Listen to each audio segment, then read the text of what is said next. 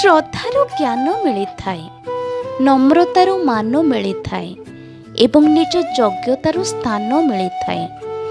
ଯେତେବେଳେ ଏହି ତିନୋଟି ଯାକ ମିଶିଯାଏ ସେତେବେଳେ ମଣିଷକୁ ସମ୍ମାନ ମିଳିଥାଏ। ଯଦି ସିଂହ ପରି ହେବାକୁ ଚାହୁଁଛ ତେବେ ସବୁ ସମସ୍ୟାର ସାମ୍ନା ବି କରିବା ଶିଖ। ଅଧିକ ଦୁଃଖ ତ ସେତେବେଳେ ଲାଗେ ଯେତେବେଳେ ଅନ୍ୟ କାହା ପାଇଁ ନିଜକୁ ବଦଳେଇ ଦେଉ ଆଉ ସିଏ ହିଁ ଆମକୁ ଗୁରୁତ୍ୱ ଦିଏ ନାହିଁ। ଜାଗ୍ରତ ଥିବା ଯାଏଁ ଭୟ ଆସେ ନାହିଁ। କ୍ରୋଧୀ ଲୋକଠାରେ ନ୍ୟାୟ ନଥାଏ। ବ୍ୟସ୍ତ ହେବାର କିଛି ନାହିଁ। ଦୁନିଆରେ ସବୁ କିଛି ବଦଳିଥାଏ। ତାରିଖ ବଦଳିଯାଏ, ଲୋକ ବଦଳି ଯାଆନ୍ତି, ଭାଗ୍ୟ ବି ବଦଳିଯାଏ। ଜୀବନକୁ ବୁଝିବା ଅପେକ୍ଷା ବଞ୍ଚିବା ଶିଖ। କାରଣ ଜୀବନର ଗୋଟିଏ ସମସ୍ୟାର ଉତ୍ତର ଖୋଜି ପାଇଲା ବେଳକୁ ଆଉ ଗୋଟିଏ ସମସ୍ୟା ଆସି ସାମ୍ନାରେ ଠିଆ ହୋଇଯାଏ। ଜିଦି ହିଁ ଦରକାର ଖାଲି ଜିତିବା ପାଇଁ, ହାରିବା ପାଇଁ ତ ଗୋଟିଏ ଡର ହିଁ ଯଥେଷ୍ଟ।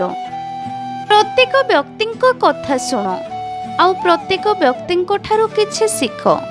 କାହିଁକି ନା ସମସ୍ତେ ସବୁ କିଛି ଜାଣିନଥାନ୍ତି, ହେଲେ ପ୍ରତ୍ୟେକ ବ୍ୟକ୍ତି କିଛି ନା କିଛି ତ ଜାଣିଥାନ୍ତି। ଦୁଇ ଜଣ ଏକା ସାଥିରେ ପଢ଼ିବା ଦୁହିଁଙ୍କ ପାଇଁ ହିତ। ଦୁହିଁଙ୍କ ମନରେ ପ୍ରତିଯୋଗିତା ମନୋଭାବ ଆସେ। ମତଲବୀ ସମ୍ପର୍କ ତ ମାତ୍ର ଏତିକି କାହାଣୀ। ଭଲ ସମୟରେ ପ୍ରଶଂସା ଆଉ ଖରାପ ସମୟରେ ଭୁଲ ଚାହାଣୀ। ବୟସ ଥିଲେ ପାଖରେ ପଇସା ନାହିଁ, ପଇସା ଆସିଲେ ବ୍ୟସ୍ତତା ଭିତରେ ସମୟ ନାହିଁ। ସମୟ ମିଳିଲା ବେଳକୁ ଆଉ ପୁଣି ବୟସ ନାହିଁ।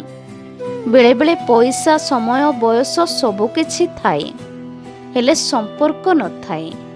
ଅଜବ ଏ ଖେଳ, ବିଚିତ୍ର ତାର ନିୟମ, ନା ତାର ଜୀବନ। ଦରକାର ଠାରୁ ଅଧିକ ମିଳିଲେ ତାକୁ ଭାଗ୍ୟ କୁହନ୍ତି। ଭାଗ୍ୟ ଦେଇଥିବା ସବୁ କିଛି ଥାଇ ଯେ କାନ୍ଦିଥାଏ ତାକୁ ଦୁର୍ଭାଗ୍ୟ କୁହନ୍ତି।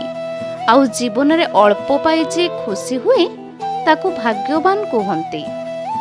ପରନିନ୍ଦା, ପରଚର୍ଚ୍ଚା, ପର ଅପଦସ୍ଥ କରୁଥିବା ଲୋକଙ୍କୁ ପ୍ରଥମେ ପ୍ରଥମେ ଭାରି ଆନନ୍ଦ ଲାଗେ, ପରେ ସେହି କର୍ମ ତାଙ୍କରି ପଛରେ ଭାରି ହୋଇ ପଡ଼ିଥାଏ, ଯେଉଁଥିରେ ମୁକୁଳିବାର ବାଟ ମିଳିନଥାଏ। କଷ୍ଟ ତ ସେହି ମଣିଷ ଦେଇଥାଏ ଯାହାକୁ ଆମେ ଆପଣାର ଭାବିଥାଉ, ନହେଲେ ବାଟରେ ଗଲାବେଳେ ଅଜଣା ଲୋକ ତ ଟିକିଏ ଧକ୍କା ଲାଗିଲେ ବି କ୍ଷମା ମାଗି ନେଇଥାନ୍ତି। ଶରୀର ସୁନ୍ଦର ଥାଉ କି ନଥାଉ, କହୁଥିବା ଶବ୍ଦ ଗୁଡ଼ିକ ସୁନ୍ଦର ହେବା ନିହାତି ଦରକାର।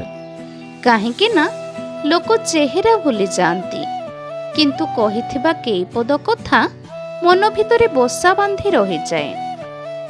ସାହାଯ୍ୟ ଏପରି ଏକ ଭାଷା ଅଟେ ଯାହାକୁ ବଧିର ଲୋକଟିଏ ଶୁଣିପାରେ, ଅନ୍ଧ ଲୋକଟିଏ ଦେଖିପାରେ। ଜୀବନରେ ତ ଆମକୁ ବହୁତ କିଛି ମିଳେ, ଆଉ କିଛି ମିଳେ ନାହିଁ, କିନ୍ତୁ ଆମ ମନରେ ପାଇବାର ସୁଖ ଠାରୁ ଅଧିକ ହରେଇବାର ଦୁଃଖ ଥାଏ। ଅତିଥି ଭଗବାନ ସଦୃଶ। ଯେଉଁ ଘରୁ ଅତିଥି ଅସନ୍ତୁଷ୍ଟ ହୋଇ ଅପ୍ୟାହିତ ନ ହୋଇ ଫେରିଯାଆନ୍ତି ସେହି ଘର ନଷ୍ଟ ହୋଇଯାଏ। ନିଜ ଲୋକ ନୁହେଁ, ନିଜ କର୍ମ ହିଁ ଫେରିକି ଆସିଥାଏ। ଆଜିର ସମୟରେ କେହି ଆପଣଙ୍କର ହୋଇ ରହିନଥାନ୍ତି। ଲୋକ ତ ସେ ପର୍ଯ୍ୟନ୍ତ ନିଜର ହୋଇଥାନ୍ତି ଯେ ପର୍ଯ୍ୟନ୍ତ ତୁମ ପାଖରେ ତାଙ୍କର ସ୍ୱାର୍ଥ ଥାଏ। ଜୀବନରେ କିଛି ପାଇବାକୁ ଚାହୁଁଥିଲେ ଏକଥାକୁ ଅଣଦେଖା କର କି କିଏ କ'ଣ କହିବ ବା କିଏ କ'ଣ ଭାବିବ। କେବେ ଅଧିକ ଗର୍ବ ଆଉ ଅହଙ୍କାର କରନ୍ତୁ ନାହିଁ, କାହିଁକି ନା ଅଧିକରୁ ଅଧିକ ଶକ୍ତିଶାଳୀ ଲୋକଙ୍କୁ ମଧ୍ୟ ଦିନେ ସାହାରାର ଆବଶ୍ୟକ ପଡ଼େ। ସମ୍ପର୍କ ଆରମ୍ଭ ହୁଏ ସ୍ନେହରୁ, ବଞ୍ଚି ରୁହେ ବ୍ୟବହାରରୁ, ଅନୁଭବ ହୁଏ ଯନ୍ତ୍ରଣାରୁ, ଅନୁଭୂତି ରୁହେ ହୃଦୟରେ, ଫିକା ପଡ଼ିଯାଏ ଅବହେଳାରୁ, ଆଉ ଭାଙ୍ଗିଯାଏ ଗୋଟିଏ ଛୋଟିଆ ଭୁଲ ବୁଝାମଣାରୁ। ପର କଥା ଶୁଣି କେବେ କାହା ବିରୁଦ୍ଧରେ କୌଣସି ପଦକ୍ଷେପ ନିଅନ୍ତୁ ନାହିଁ, କାରଣ ଏଠାରେ ଘର ଭାଙ୍ଗିବା ଲୋକ ବହୁତ ଅଛନ୍ତି, କିନ୍ତୁ ଘର ଯୋଡ଼ିବା ଲୋକ ବହୁତ କମ୍।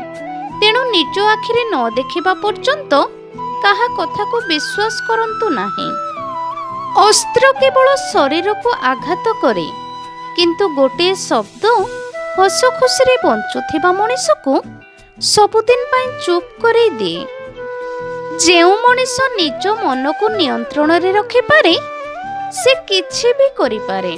ज्ञान सर्वदा धन ठारू उत्तम अटे कारण धन को सर्वदा मनुष्य रक्षा करे किंतु ज्ञान मनीष को सर्वदा रक्षा करे। एही भिडियोटी जदि आपण मानकु भलो लागि थाए ताहेले मो भिडियोटी को लाइक शेयर कमेंट करी मो चैनल टी को सब्सक्राइब करि दियंतु।